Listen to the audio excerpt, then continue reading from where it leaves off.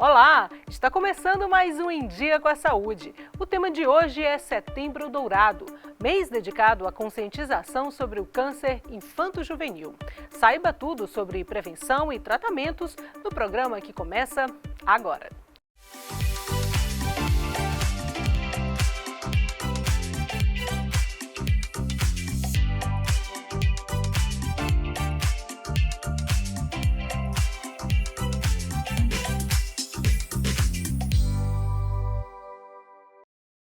De acordo com a estimativa do INCA, mais de 7 mil casos de câncer devem ser diagnosticados no Brasil no triênio 2023-2025, apenas em crianças e adolescentes. É também uma das principais causas de morte na faixa etária de 0 a 19 anos, 8% no total. Os números impressionam, mas a informação de qualidade ajuda no diagnóstico precoce, tratamento e também prevenção.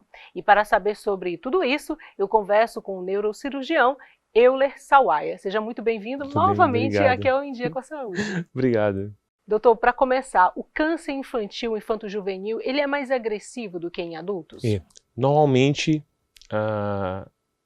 por ser um câncer que está numa faixa etária menor e pela criança estar em desenvolvimento, normalmente é um tipo de tumor ou de lesão que tem um crescimento e uma agressividade maior.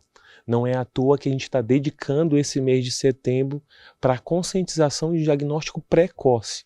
Eu acho que essa é a nossa maior função, é ofertar informação para que a gente consiga identificar uma lesão, um câncer ou um tumor, ou como popularmente nós chamamos, né, que tem uma capacidade de agressividade diferente de um tumor ou de um câncer numa população mais adulta. 8% de mortalidade é considerado muito ou pouco quando se trata de câncer? Quando é considerado câncer, nós já consideramos isso numa faixa mediana. O fato e que traz à tona é que é uma doença que leva à morbimortalidade numa população que nós acreditamos que não irá morrer tão jovem, que são as crianças, né? Então, acende um alerta muito maior. A gente tem uma compreensão, pelo menos na nossa compreensão de vida, de que os mais velhos irão morrer primeiramente, e quando uma família, uma mãe, um pai se depara com uma criança que tem uma doença que tem a capacidade de levar essa criança à morte, a gente tem que acender um alerta maior, né? E quais sintomas podem denunciar a presença de um câncer? Os pais precisam ficar atentos a que tipo de sintomas? Baseado principalmente nos principais tipos de tumores, nós temos 3 alertas que merecem que o pai fique bem atento, que às vezes podem passar despercebidos por um pediatra que não tem tanta experiência, ou até mesmo por um médico que não tem tanta experiência em examinar crianças. Um desses sintomas é perda de peso, quadros de anemia, que normalmente às vezes a gente associa à alimentação, ou mesmo dificuldades escolares, atrasos no desenvolvimento. O que a gente costuma encontrar muito e que chega normalmente no consultório, são os tumores do sistema nervoso central, que normalmente eles se apresentam na criança ou por um quadro de crise convulsiva, aí isso chama a atenção muito do familiar, porém outros tipos de neoplasia não se apresentam de uma forma tão emergente. Então, esse espectro de sintomas vai desde uma perda de peso, de uma dificuldade para se alimentar, a um quadro de crise convulsiva. E isso depende, obviamente, da faixa etária e do tipo de neoplasia. E ouvir também a criança, né? Porque muitas vezes a criança reclama de dor, ou reclama que está sentindo algum sintoma, e os pais associam a frescura, a manha, ouvir a criança, né? Isso, principalmente essas crianças um pouquinho maiores, 8, 10 anos, 12 anos, que já conseguem explicar o que está sentindo, eu solicito, né, que aos pais façam essa escuta ativa, não de você considerar tudo como realidade, mas de você considerar na fala da criança aquilo que foge do padrão dela. Então, se uma criança vem relatando com frequência dor em um determinado local, procure um especialista ou procure o pediatra, peça que ele examine a criança e veja se é aquilo. Obviamente que eu não estou pedindo aqui que todo e qualquer sintoma eu considere como uma neoplasia, mas aquilo que foge à naturalidade do seu filho, eu acho que merece um pouco de atenção. E infelizmente hoje, a gente sabe pela correria do dia a dia, às vezes pais e mães deixam a criança aos cuidados de um funcionário ou aos cuidados de um outro familiar que não tem, assim, que não convive com a criança por longos tempos. Então, às vezes, você pode passar alguns sintomas despercebidos. Pediatra, nós já estamos falando muito de crianças, depois adolescentes, o pediatra é o profissional mais adequado para fazer esse diagnóstico ou outras especialidades médicas também podem fazer esse diagnóstico? Nós acreditamos que o pediatra, tanto na faixa infantil como no infanto-juvenil, deve ser o especialista que deve conduzir rotineiramente a criança, tanto avaliando os quadros naturais que acontecem na infância, que vão desde uma gripe ou aos exames de rotina, como a vacinação. Nós acreditamos que é o pediatra que tem que fazer esse acompanhamento. Então, como ele faz o acompanhamento, ele sabe ao longo do tempo como essa criança está se desenvolvendo, parte muitas das vezes do pediatra um encaminhamento para um outro especialista que tem a habilidade de conduzir aquela neoplasia que foi identificada por ele. Então, na dúvida, o familiar leve a criança no pediatra, de preferência o pediatra daquela criança que já acompanha há muito tempo, ela de preferência, né, que você tenha um pediatra que acompanhe durante toda a infância, para que ele possa conduzir para o outro especialista se houver a necessidade. Doutor, no caso dos adultos, né, a falta de atividade física, a má alimentação podem ser condicionantes para o aparecimento de um câncer. Mas no caso das crianças, daria para fazer alguma associação de algum problema na gravidez que acabou gerando esse câncer futuramente? Ou é uma questão genética? Geralmente está associado a quê? A gente costuma dizer, quem acompanha muita criança, de que criança não é um adulto em miniatura, né? Não é um adulto pequeno. Tanto é que a epidemiologia e a forma como as doenças aparecem na criança, elas têm fatores causais diferentes. Então, na criança, normalmente as neoplasias, elas não são de cunho secundário, como nós chamamos. Elas são de cunho primário. Então, elas não têm um estilo de vida como causa principal das neoplasias. Um exemplo dos adultos. A maior parte dos cânceres de colo de útero são derivados de infecção por HPV. Então, há uma condição anterior que causa a neoplasia. Nas crianças, a maior parte dessas lesões são de origem genética ou congênita. Então, não são lesões que nós conseguimos prevenir com o estilo de vida. Então, infelizmente, como você já citou, uma porcentagem dessas crianças irão desenvolver essa lesão, independente do estilo de vida que levarão. Porém, aí entra a parte boa. Por ser uma lesão primária e por ter características, elas nos possibilitam, fazem com que a gente oferte um tratamento e essas crianças sejam curadas, às vezes até numa faixa muito maior do que se fosse um adulto. Por isso a importância do diagnóstico precoce. Por isso nada mais importante do que você ter condições de descobrir o quanto antes para que aquela criança receba o tratamento cirúrgico, quimioterápico ou de radioterapia mais adequado. E quais tipos de câncer são mais comuns em crianças e adolescentes? Diferente dos adultos, 3 principais tipos de cânceres aparecem muito, em uma ordem mesmo. Principalmente as leucemias, em segundo lugar, os tumores do sistema nervoso central, aí entra a minha especialidade, e em terceiro, os quadros de linfoma. Então são doenças que normalmente se desenvolvem lentamente na criança, mas quando elas aparecem, quando elas determinam algum sinal, um sintoma, isso chama muita atenção da família. Então, seriam esses 3 principais: linfoma, leucemia e tumores do sistema nervoso central.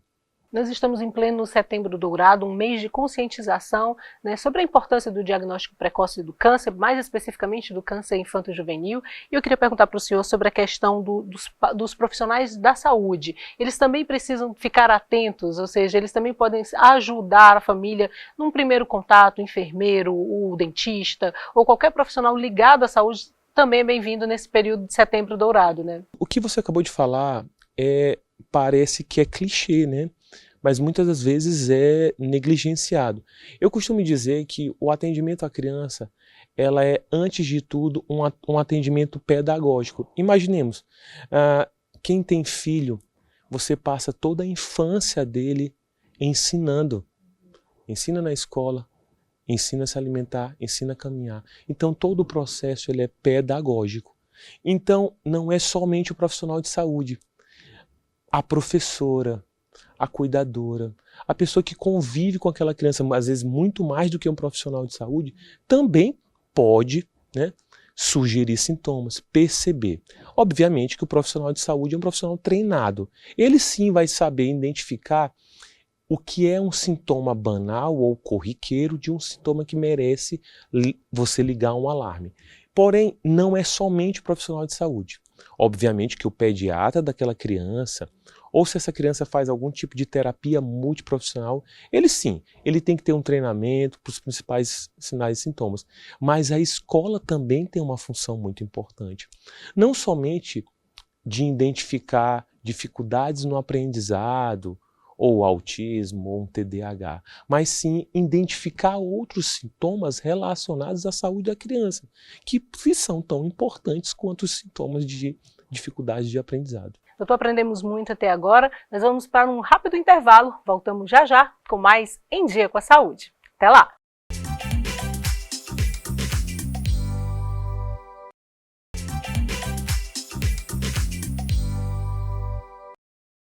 Voltamos para mais um bloco do Em Dia com a Saúde. Eu continuo conversando com o neurocirurgião Euler Salwaia. Doutor, no bloco anterior nós estávamos falando sobre a questão da escola, né? O professor é um auxiliar muito importante muitas vezes no diagnóstico. Problemas na visão muitas vezes estão associados também a casos de câncer. O aluno que deixa de aprender, ele já está dando um indicativo importante, né? Muito se fala que, às vezes, um dos indicativos é déficit de aprendizado. Imaginemos que de uma criança que está ativa na escola, metade do dia dela, ela não está com a família dela, né? Ela está com o pedagogo, com o professor. Então o professor sim é um grande aliado. E às vezes pequenas dificuldades encontradas no ambiente escolar podem também ser indicativos de problemas neurológicos. Não somente dos cânceres que a gente está falando, mas sim, todo o corpo pedagógico ele é importante no processo de você ter essa qualidade, né, da vida da criança. É importante também a gente reforçar e até esclarecer para muita gente que não sabe qual é a função do neurocirurgião, ou seja, de que forma o senhor atua, qual é a especialidade que é exigida para trabalhar nessa área. Sim, então, como dentre os tumores da infância, os tumores do sistema nervoso central talvez seja o segundo mais prevalente, a figura do neurocirurgião entra como um fator importante e determinante da cura e do tratamento dessa criança. Uma boa parte dessas lesões ou tumores do sistema nervoso central, eles são factíveis de tratamento cirúrgico. Então você, instituindo um tratamento cirúrgico adequado, associado, obviamente, a um tratamento multiprofissional, às vezes com quimio e radioterapia, leva a criança à cura. Se não a cura, a melhora da qualidade de vida e a melhora da expectativa de vida. Então a figura do cirurgião pediátrico, não necessariamente um neurocirurgião pediátrico, mas outros colegas que fazem um tratamento cirúrgico em crianças, é extremamente importante quando a gente fala de câncer nessa faixa etária. Você falou de radioterapia, quimioterapia, todo tratamento de câncer necessariamente vai precisar dessas duas? Não. Ou não necessariamente? Não. Tem certos tipos de câncer que somente o tratamento cirúrgico, ele por si só já é eficaz. Outros em que o tratamento cirúrgico não é necessário e que apenas a quimioterapia ela é suficiente para tratar aquela criança. Obviamente que depende do tipo de tumor, do tipo de câncer, né, que essa criança desenvolveu. o câncer sendo na cabeça, né, a sua especialidade, né, é mais agressivo do que em outras partes ou não necessariamente? Isso às vezes às vezes é algo de conhecimento popular em que você coloca um estigma. A lesão do sistema nervoso central, tanto no cérebro quanto na medula, ela é, obviamente, por estar contida em estruturas nobres que nós consideramos, ela não é menos importante ou mais importante do que uma outra lesão em um outro local do corpo. Só que existe um estigma, né? De Tudo que é cabeça é mais difícil, cabeça né? é medula, é mais difícil. Não. Você estando com um profissional adequado, num hospital adequado, as faixas de cura e de tratamento, por vezes, são extremamente eficientes. Então, a gente tem que tentar.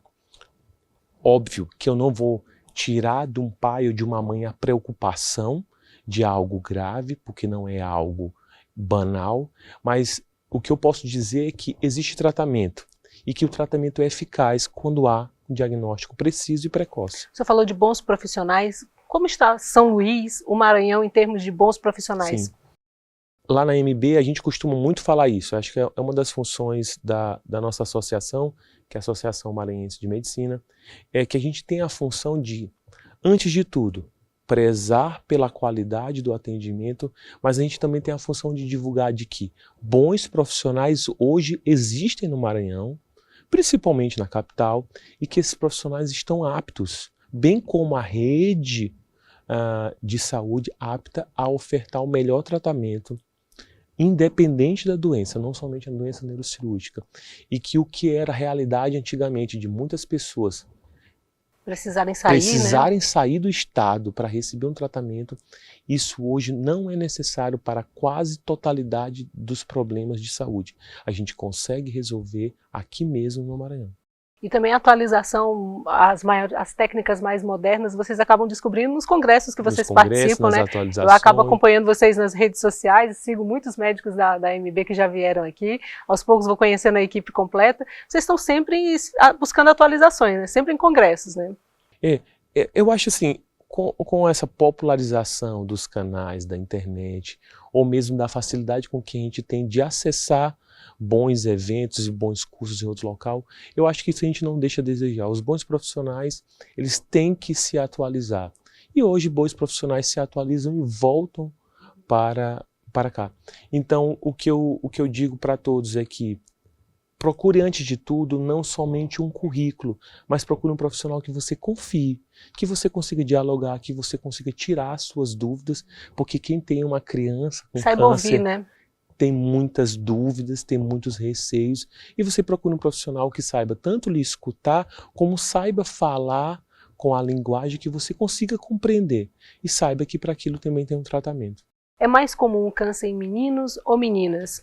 A maior parte deles não tem uma diferenciação entre meninos e meninas. Muitas das vezes, principalmente na primeira infância, meninos e meninas, né, eles acabam tendo um comportamento semelhante. Como aquilo que eu falei para vocês, não depende muito do estilo de vida, mas depende de uma carga genética biológica. E aí eles acabam se desenvolvendo. Outro ponto que a gente tem que levantar, e antes de tudo, é que a criança, a gente costuma falar muito isso na neurocirurgia, a criança, por ter dificuldade em se expressar, por muitas das vezes, alguns sintomas são negligenciados. Um deles é dor. Às vezes a criança não sabe explicar que está sentindo dor da mesma forma que um adulto. Então, aí a grande necessidade de você ter uma equipe não somente de médicos, mas de profissionais, multiprofissional, como nós chamamos, que consiga identificar algo que vai além dessa linguagem que o adulto tem de saber se expressar, de saber explicar o que está sentindo. Quando você está lidando com uma criança de 3, 4, 5 anos de idade, ela não tem a construção de palavras para descrever o que ela está sentindo. Por isso a necessidade de uma equipe treinada que consiga identificar aquilo que vai além das palavras, né? Você falou sobre uma equipe plural, né, com várias especialidades. O acompanhamento psicológico, tanto da criança quanto da família, é importante. Extremamente importante. Não tem como você somente ofertar para a criança e deixar de ofertar para a mãe e para o pai. Todos eles estão passando pelo mesmo processo de patologia.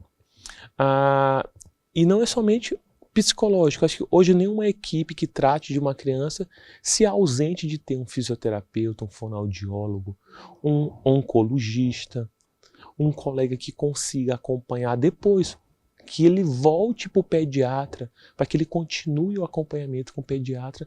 Então a equipe ela vai além do neurocirurgião ou do médico principal.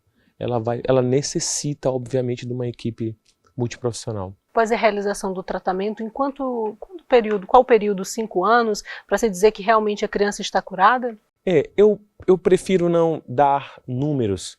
Eu acho que quando a gente lidar com pacientes graves ou conversa com uma mãe, qualquer tempo a mais com seu filho já é livre de doença.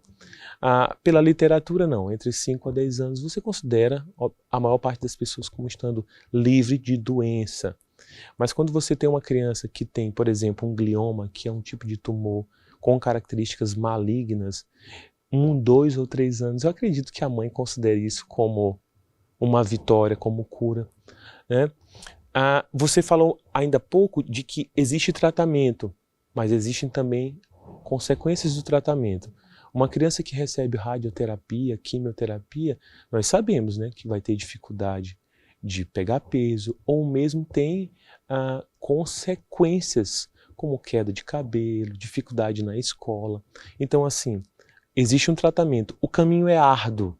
Obviamente aparecem consequências ao longo desse caminho, mas a gente tem que ofertar o quanto antes, para que a gente tenha uma taxa de cura o quanto maior. E a confiança nos profissionais e no tratamento também ajuda também para passar para a criança essa certeza, essa certeza e a segurança de que o tratamento vai ser efetivo, né? Doutor, aprendemos muito até agora. Estamos quase terminando o nosso programa de hoje, mas eu gostaria de perguntar para o senhor se o senhor tem alguma outra recomendação, sugestão que o senhor queira deixar para o telespectador. Eu queria agradecer o convite de todos vocês, pedir que salvem esse vídeo, gravem, fotografem, compartilhem com as pessoas que precisam de informação e que em qualquer momento que você identificar um sinal ou sintoma que fuja da normalidade do seu filho, procure o médico dele, de preferência o pediatra que já o acompanha, e relate isso. O diagnóstico ele parte, obviamente, da família, e quanto antes é melhor para que essa criança receba o tratamento mais adequado. Obrigada mais uma vez pela sua presença aqui no Em Dia com a Saúde. Tem um outro programa seu também lá no canal do YouTube da TV UFMA, assim como todos os outros profissionais da AMB que já passaram aqui pelo Em Dia com a Saúde. Você pode assistir cada um dos programas no YouTube da TV UFMA. Obrigada. Obrigado. O Em Dia com a Saúde de hoje fica por aqui. Lembrando que você pode mandar dúvidas ou sugestões para o endereço que aparece aqui na sua tela. E a gente volta no próximo programa com mais um tema que vai deixar você em dia com a saúde. Até lá!